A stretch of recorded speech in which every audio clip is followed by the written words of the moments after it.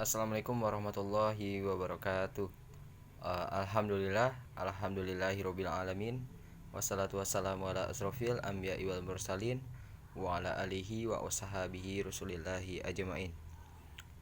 Puji syukur kita ucapkan kepada Allah Subhanahu wa taala yang mana telah melimpahkan rahmat dan hidayahnya kepada kita semua sehingga kita dapat diberikan kesehatan, kelancaran jalan acara ataupun kegiatan yang diberikan oleh Allah Subhanahu wa taala.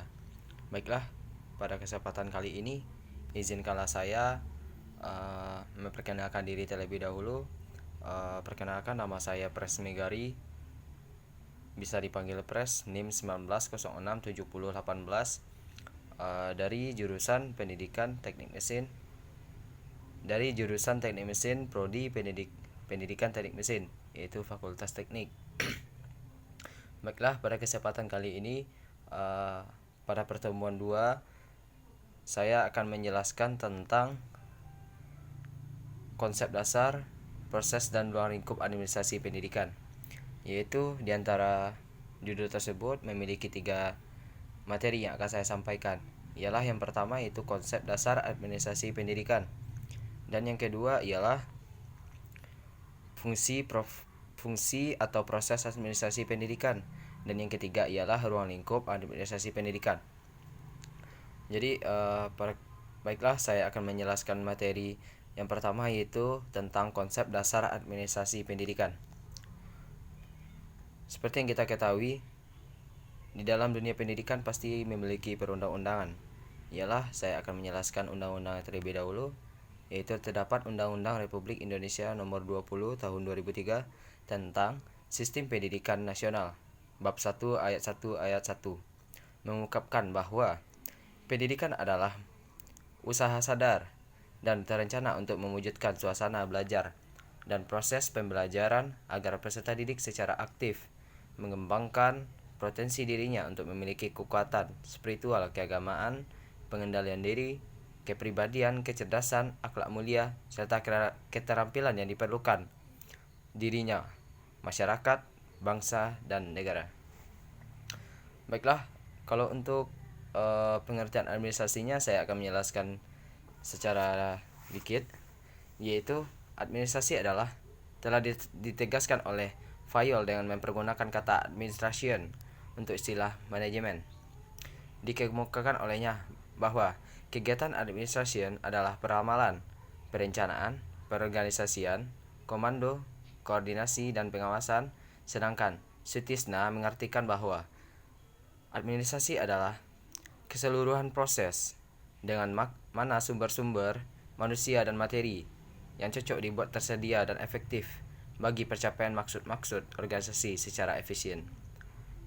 Menurut Supandi, dari kedua pengertian di atas, maka dapat digabungkan menjadi satu kesatuan yang utuh, menjadi kajian ilmu yaitu administrasi pendidikan. Dengan demikian, pendidikan adalah suatu proses pengembangan manusia hingga manusia itu tumbuh optimal sebagai manusia yang beradab tinggi. Pendidikan dengan berbagai program mempunyai peran penting dalam proses memperoleh dan meningkatkan mutu kemampuan profesional individu. Melalui pendidikan, seseorang dipersiapkan untuk memiliki bekal agar siap tahu, mengenal dan mengembangkan metode berpikir secara sistematik. Pendidikan juga merupakan landasan untuk membentuk, mempersiapkan, membina, dan mengembangkan kemampuan sumber daya manusia yang sangat menentukan dalam keberhasilan pembangunan di masa depan atau yang di masa akan datang. Pendidikan tidak hanya berperan secara nasional, tetapi juga dalam globalisasi dunia. Tillard 2010 memandang pendidikan sebagai bagian dari usaha untuk meningkatkan taraf kesejahteraan kehidupan manusia, merupakan bagian dari pembangunan nasional. Di dalam pendapat pakar administration pendidikan antara lain, yaitu yang pertama ada Sutisna 2013, yang kedua ada Namawi 2009, yang ketiga ada Dikbud,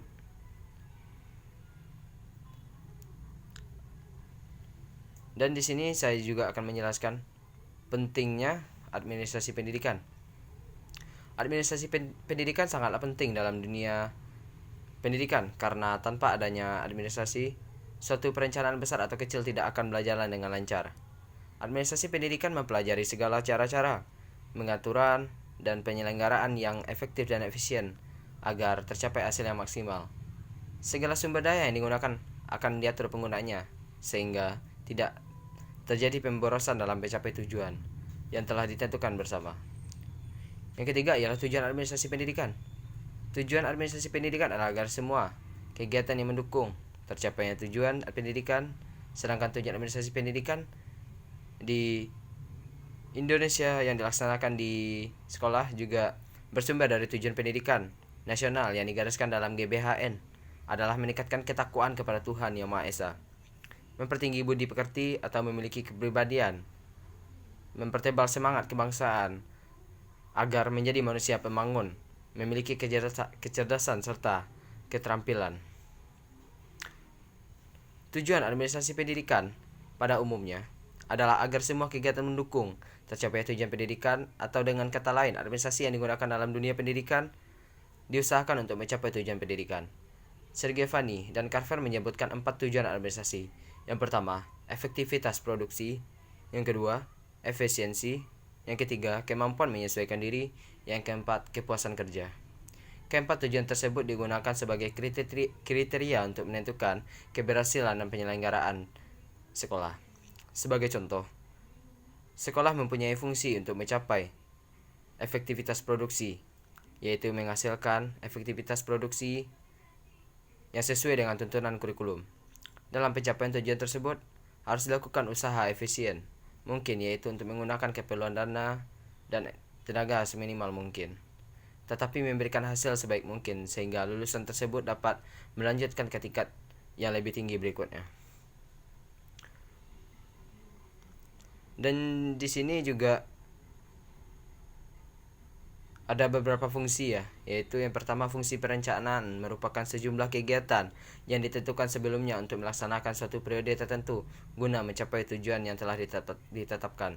Yang kedua adalah fungsi pengorganisasian, merupakan proses penentuan pekerjaan para pekerja yang harus dilakukan pengelompokan tugas-tugas dan membagi-bagikan pekerjaan kepada setiap personalnya. Yang ketiga adalah fungsi pelaksanaan, merupakan usaha penggerak anggota-anggota. Yang keempat adalah fungsi pengawasan, merupakan proses pemantauan, penilaian, dan pelaporan rencana atas pencapaian tujuan yang telah ditetapkan. Baiklah, materi yang kedua ialah tentang fungsi atau proses administrasi pendidikan. Administrasi pendidikan juga mempunyai fungsi sebagai berikut. Mungkin maaf yang fungsi tadi saya telah jelaskan. Dan juga untuk materi yang ketiga ialah ruang lingkup administrasi pendidikan. Menurut Tiller, ruang lingkup yang mencakup di dalam administrasi pendidikan dapat dikelompokkan sebagai berikut. Yang pertama ialah administrasi material. Administrasi material yaitu kegiatan administrasi yang menyangkut bidang-bidang materi, benda-benda seperti ketatausahaan sekolah, administrasi keuangan dan lain-lain.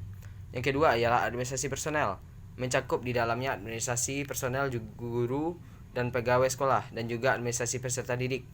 Yang ketiga adalah administrasi kurikulum, yang mencakup di dalamnya penyusun kurikulum, pembinaan kurikulum, pelaksanaan kurikulum, seperti pembagian tugas mengajar pada guru, penyusun silabus, dan sebagainya.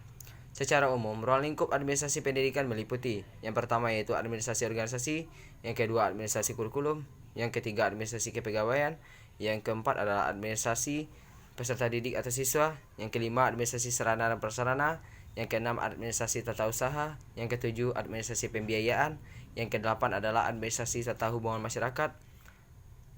Dan di sini saya dapat menyimpulkan bahwa dalam setiap kegiatan pendidikan, maka di dalamnya akan terdapat administrasi. Administrasi pendidikan menjadi sangat penting diperhatikan di dalam penyelenggaraan pendidikan. Sebab semua komponen yang ada di dalam pendidikan saling berkaitan antara satu dengan yang lainnya. Dan administrasi pendidikan akan memandu, mengkoordinasi setiap bagian sehingga menjadi satu kesatuan. Setiap pendidik dan tenaga kependidikan diharapkan mengerti tentang pentingnya administrasi pendidikan dan dapat mengaplikasikannya di dalam tugas dan pekerjaannya. Dan juga seberapa banyaknya fungsi-fungsi administrasi pendidikan yang kita ketahui bahwa seperti contoh di dalam kitab persoalan itu pasti memiliki administrasi pendidikan. Maka dari itu kita semua dididik untuk mengerti akan halnya dunia pendidikan. Baiklah, mungkin itu saja yang bisa saya sampaikan. Kalau ada kata-kata yang salah mohon dimaafkan. Wabillahi taufiq wal hidayah. Wassalamualaikum warahmatullahi wabarakatuh.